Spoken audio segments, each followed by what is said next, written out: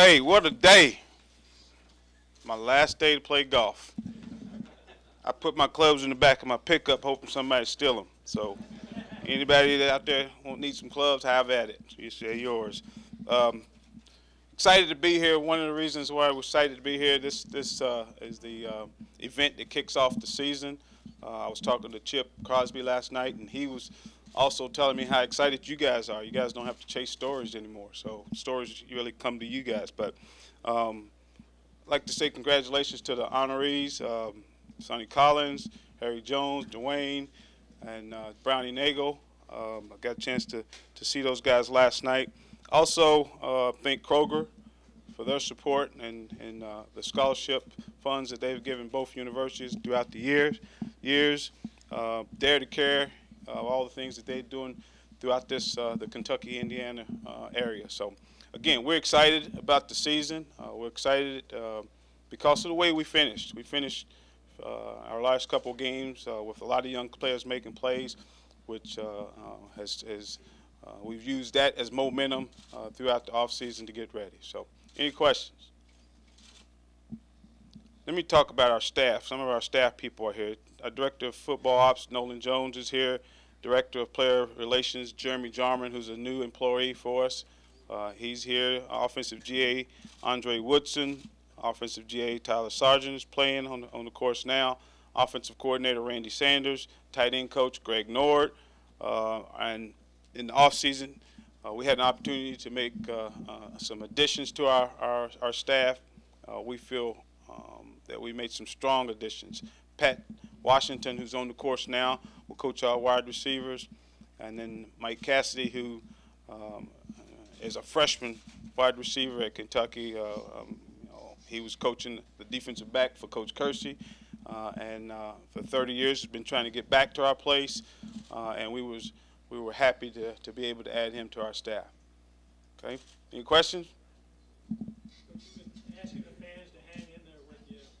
Do you think fans now are a little quicker to despair than maybe when you were playing and getting started? And that's the day and age that we're in. You know, we got good fan support though. We are 27th in the country in attendance. We've been in the top 30 the last 15 years, so we got really good fan support.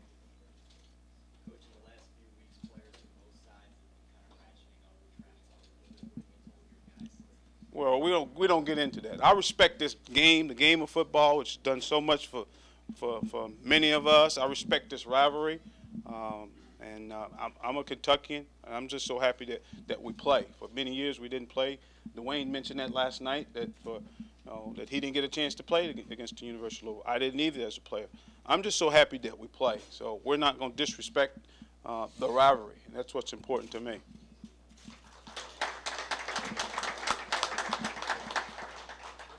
Dang, what did I say?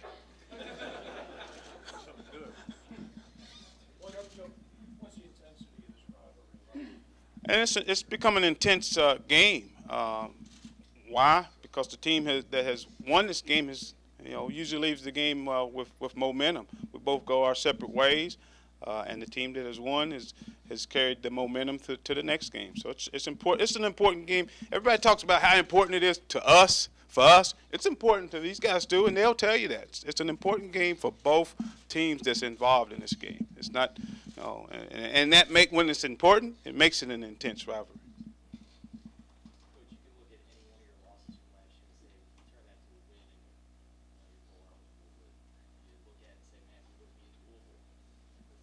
We don't get into would-haves or could-haves. We don't get into that. We've got to improve. That's the bottom line. We've got to be a football team that improves and improves every week. Coach, last year Billy kind of wanted one of the coaches to kind of go out there and make a declaration. You said we're going to. Who? Billy. Right behind you. He said, oh, this is Billy. One time I'd like a coach to say we're actually going to be good this year, and you said, I believe, we're going to kick some butt. Any similar declarations this year? I said exactly what he said last year. All right. So, I mean, here's the thing, and I'm not going to say anything because that's all you guys played. So I got a lot of emails telling me how cocky I was, and all I was doing was repeating it. So, hey, it's going to be an intense game, no doubt about that. We understand that. They understand it. It'll be an intense game. Joker, what have you seen since the win over Tennessee that gives you optimism that turning the happen this fall? Well, for some reason or another, we had to play, whether it be injuries, whether it be our young guys stepping up and learning the offense, the defense, and special teams late in the season a little bit better. So we got to see a lot of young players not only playing but making plays in those last couple of games. And that gets, when you're a young player, you get excited about when you make plays. So it carries over through the off season, and it's carried over through our off season. And then also the guys that you redshirted that are in that class, it gets them excited because they see their classmates out there making plays. So it gets them excited to have a good off season also. Is there any part of you that likes being under the radar, maybe surprising people? I've been in Kentucky for 30 years. I've been a part of the program for 30 years. We've always been the underdog. We were exactly where we were 5 years ago. We had Andre Woodson, and all those good guys we had on offense. I mean, we've been in the same position. They had a new team in. We go below them. So we're in the same position we have been for 30 years. Right, friend? That's his cue. Every time I say right, friend, he says, that's it, babe. Right, friend? That's right, babe. Joker, you went away, your coaching career took you to other parts of the country. So coming back to Kentucky, and I don't know how much this game may have played, but how much, if it has high school football improved in this? It's definitely helped high school football playing this game. Another thing that helped high school football here in the state of Kentucky is the spring football. It's not as elaborate as some of the other states, but we're getting there with the high school spring practices. So used to, they have to wait. It was like the Monday after their last basketball team lost, they had to start practice. Now they can start practice anytime after February, I think. So I think that's helped in bringing in the spring practice, and also this game has helped. I was a part of the first one in '93. Greg Norge back there, he was talking about how many he's been a part of. He's been a part of 18 of them. I don't know exactly how many. What is '93 to 2011? What is that? You're a smart guy, Demery. How many? Coach Norge's been a part of all of them, both sides of the ball, been in red, been in blue. So he understands the importance of this game. He understands the importance that this game has given high school football here in Kentucky. Joker, what's the thing you're most excited about? What's the thing you're most worried about? Well, I'm not worried. I don't worry. I don't have time to worry.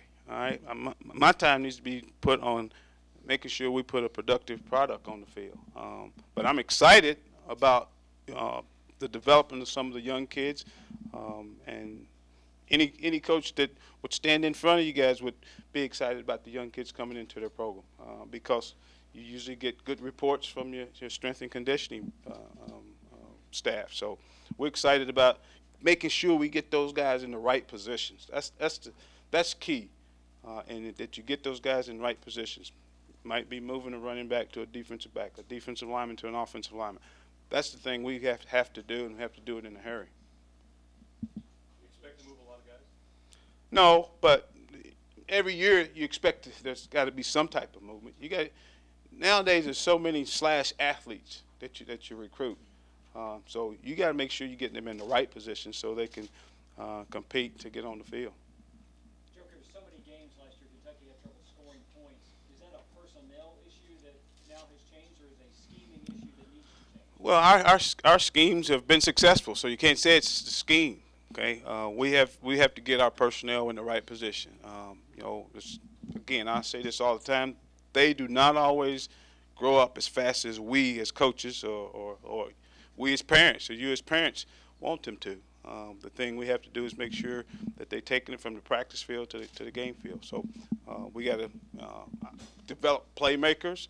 When we were good on offense, we had playmakers at all the skill positions. That's unusual, but we hope that we can develop more playmakers than we had last year.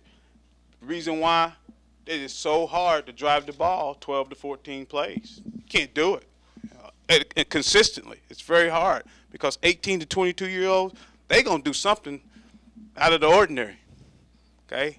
The longer you go. So the thing we have to do, we have to have some explosion plays. And you see good offenses, they usually have some explosion plays throughout the game. You do not drive on people 12, 14 plays time and time again. Our last game is an example of that. Okay, our last game, our opponents had to go 70 yards every series. Okay? Equals, and if you don't give up big plays, we gave up 2 big plays in that game. One we caused a turnover the play after. One we gave up a touchdown. Okay, it equals winning. Okay, when you have a team that has to drive 70 yards every play and keep snapping the ball for 12, 14 plays, 18 to 22-year-olds going to screw something up. I can promise you that. All right, thank you guys. Appreciate it.